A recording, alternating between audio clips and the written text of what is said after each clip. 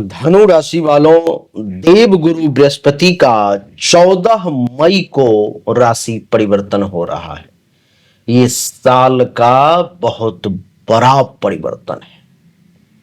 कहते हैं ऐसे भी कि गुरुर् ब्रह्मा गुरुर्विष्णु गुरुर्देवो महेश्वरः गुरुर् साक्षात् परम ब्रह्मा तस्मै श्री गुरुवे नमः। यानी कि गुरुर् ब्रह्मा, ब्रह्मा ही गुरु है, गुरुर् विष्णु, विष्णु ही गुरु है, गुरु ब्रह्मा गुरु विष्णु गुरुदेवो महेश्वर, महेश्वर ही गुरु है, गुरु साक्षात परम ब्रह्मा, परम ब्रह्म ही गुरु है, तस्मै श्री गुरुवे नमः।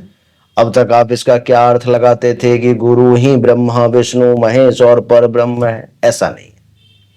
जो पर ब्रह्म है, जो ब्रह्मा है, विष्णु है, महेश है, वही गुरु है और वो सबके गुरु हैं। आप कहीं कहीं पढ़ते भी होंगे शिव आज भी गुरु है, नहीं?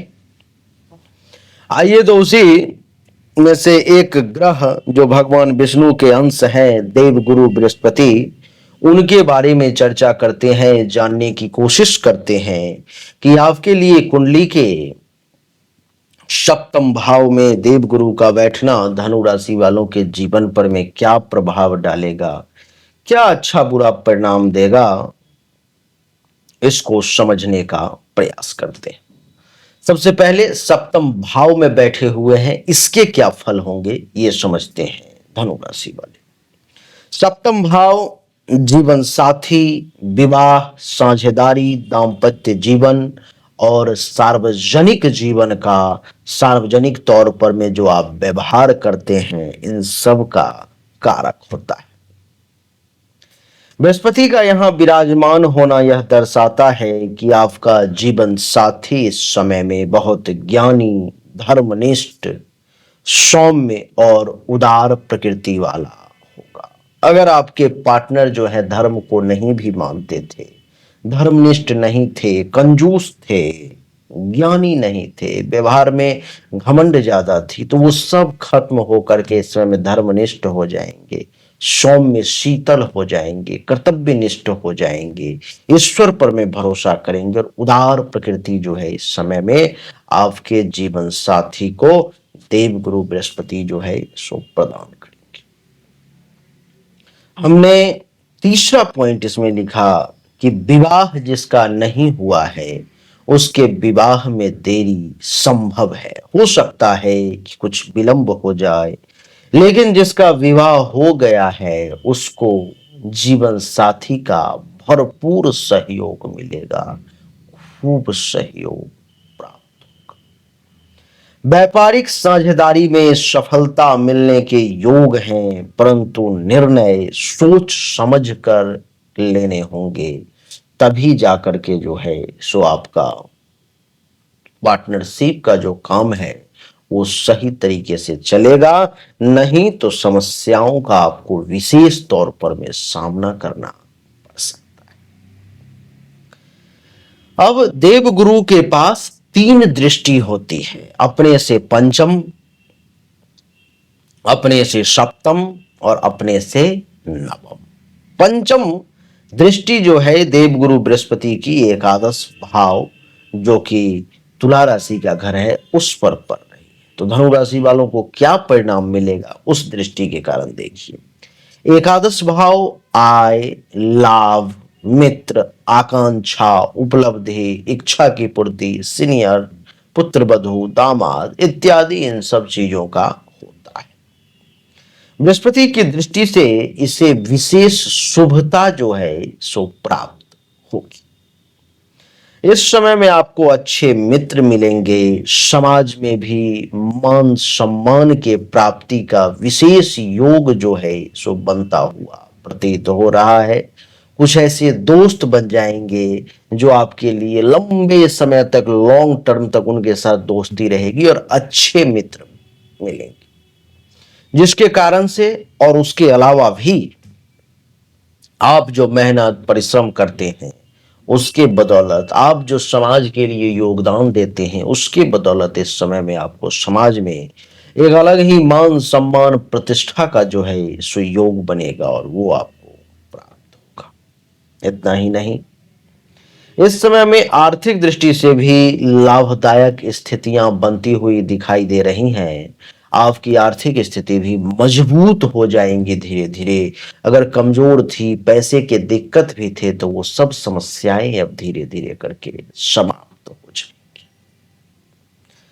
अचानक से जो है सो आय में वृद्धि के योग बनेंगे। अचानक से जो है सो आपको आमदनी में वृद्धि का योग जो है सो बनता हुआ प्रतीत हो रहा है। इच्छाएं धीरे धीरे करके पूर्ण होंगी। रैंडम अगर बहुत बड़ी इच्छा है, बहुत बड़ी मनोकामना है, तो ऐसा ना रखें। धीरे धीरे करके इच्छा पूर्ण होंगी, और जो चीजें धीरे धीरे करके रिस रिस करके आती हैं वो लंबा चलती भी है। और जो एक बैग अचानक से आया और फिर अचानक से लुप्त हो गया, फिर व्यक्ति खोजता रहता है कि मुझे ऐसा था, मुझे पहले ऐसा मिला था, अब नहीं मिल रहा। नहीं, ये धीरे धीरे आएगा।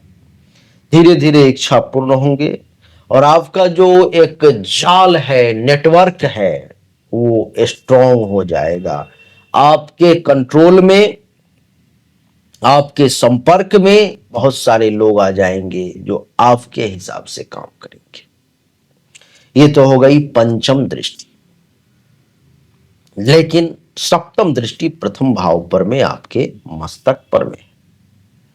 देवी और सज्जनों, प्रथम भाव पर में दृष्टि अर्थात बृहस्पति की दृष्टि अपने ही मूल त्रिकोण राशि जिसका नाम धनु है उस पर पड़ रही है, जो अति उत्तम है, बहुत अच्छा है। यह आपको धार्मिक बनाने का प्रयास करेगा। इस समय में आप भी धर्म कर्म का पालन करेंगे। न्याय प्रिय बनाएगा, यानी कि किसी के साथ अन्याय नहीं करेंगे।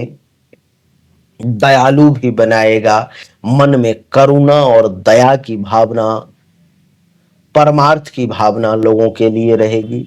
और इस समय में विद्वान की गिनती में आपका नाम होगा। आप एक विद्वान व्यक्ति के तौर पर में जाने जाएंगे और सिद्धांतों पर चलने वाले बनेंगे। आपका जो सिद्धांत है, आपकी जो विद्या है, उसमें आप कमाल कर सकते हैं। स्वास्थ्य भी अच्छा रहेगा, और इस समय में देवगुरु बृहस्पति आपके व्यक्तित्व को भी विशाल बना देंगे। शास्त्रों में कहा गया है कि गुरु विस्तारे बृहस्पति विस्तारे, यानी कि वो आपके व्यक्तित्व को विस्तार बना देंगे, विशाल बना देंगे, और प्रभावशाली रहेगा। आत्मविश्वास इस समय में खूब बढ़ेगा, और निर्णय लेने की क्षमता भी जागृत होगी। सही निर्णय आप निश्चित तौर पर में ले पाएंगे। देवी और सज्जनों, नवम दृष्टि तीसरे भाव पर पड़ रही है। क्या परिणाम होगा? तीसरे भाव पर गुरु की दृष्टि साहस, पराक्रम, संचार कौशल, छोटा भाई बहन, लेखन और छोटी छोटी यात्राओं को प्रभावित करेगा। इस समय में आप साहस और आत्मबल के बदौलत जो है सो सब कुछ करने का प्रयास करेंगे। संचार क्षमता बेहतर होगी आपकी, नहीं, कम्युनिकेशन स्किल। छोटे भाई बहनों से अच्छे संबंध बनेंगे। कभी कभी वे धर्म से जुड़े कार्यों में भी आपकी सहायता इस समय में निश्चित तौर पर करेंगे। लेखन, भाषण, मीडिया और परामर्श के क्षेत्रों में अगर आप इन सब से क्षेत्रों से जुड़े हुए हैं तो आपको बड़ी सफलता मिलने का योग बन रहा है। इन सब का अगर संक्षेपण करूं और समरी आपको बताऊं तो कहूंगा कि विवाह और पार्टनरशिप के क्षेत्र में शुभता है, परंतु कभी कभी जीवन साथी के साथ वैचारिक मतभेद भी देखने को मिल सकते हैं। आर्थिक दृष्टि से यह समय बहुत अच्छा है। आपके व्यक्तित्व में गुरुत्व, तेज और आदर्शवाद इस समय में देखने को मिलेगा। साहसिक और संचार आधारित कार्यों में आपको इस समय में विशेष तौर पर में सफलता प्राप्ति का धनु राशि वाले योग जो है सो बन रहा है। धनु राशि वाले आपने ये देखा होगा कि आपसे जो कमजोर लोग हैं, आपसे जो कम मेहनत परिश्रम करने वाले लोग हैं, आपसे जिनको पीछे रहना चाहिए था, वो लोग आपसे आज आगे निकल गए। ऐसा क्यों हुआ? आप सोचते होंगे आप क्यों नहीं आगे निकल पाए। आपके मन में इसका उत्तर भी आता होगा, जो भाग्य का मुझे साथ नहीं मिला, उसे भाग्य का साथ मिला, इसलिए वो आगे निकल गया। देवी और सज्जनों, सही बात है। भाग्य का साथ लेने के लिए लेकिन आपने किया क्या? आपने अपने भाग्य के मालिक को मजबूत किया। आपके भाग्य के मालिक हैं सूर्य देवता। देवी और सज्जनों, सूर्य देवता आपके भाग्य के मालिक हैं, और सूर्य देवता भाग्य के मालिक, यानी कि सूर्य को मजबूत करो। सूर्य को मजबूत करने के लिए माणिक्य रत्न धारण करो, जिससे आपका भाग्य मजबूत हो। दुनिया में कहीं से भी लेकर के सिद्ध करवा करके उसे आप धारण करें, काम करेगा। बिना सिद्धि के धारण करेंगे, काम नहीं करेगा। अगर आप यहां से लेना चाहते हो सिद्ध किया हुआ रत्न अंगूठी के साथ, तो मात्र 5,000 रुपया लगेगा। तांत्रिक वैदिक प्रक्रिया सिद्धि करके अंगूठी तैयार करके 10 दिन में आपके एड्रेस पर भेज दी जाएगी। अगर आपको चाहिए तो सामने दिए गए नंबर पर अपना एड्रेस और पेमेंट दोनों भेज लेंगे। वैसे अच्छा ये होगा कि जन्म कुंडली या हस्तरेखा की जांच करवा करके धारण करें तो ज्यादा बेहतर रहेगा। देखिए और सज्जनों, अगर आपको जन्म कुंडली या हस्तरेखा दिखाना है तो जन्म तारीख, जन्म समय, जन्म स्थान, दोनों हाथ के हथेली का फोटो व्हाट्सएप पे डाल दें। जो शुल्क होगा जमा कर लेंगे, देखने के बाद आपको कॉल किया जाएगा। अच्छा लगा तो वीडियो को लाइक करें, शेयर करें, चैनल को सब्सक्राइब करके इसके बेल आइकन के बटन को दबाएं। एक बार फिर से आप सभी का बहुत बहुत धन्यवाद। Thank you so much. जय हिंद, वंदे मातरम। बोलिए राधे राधे।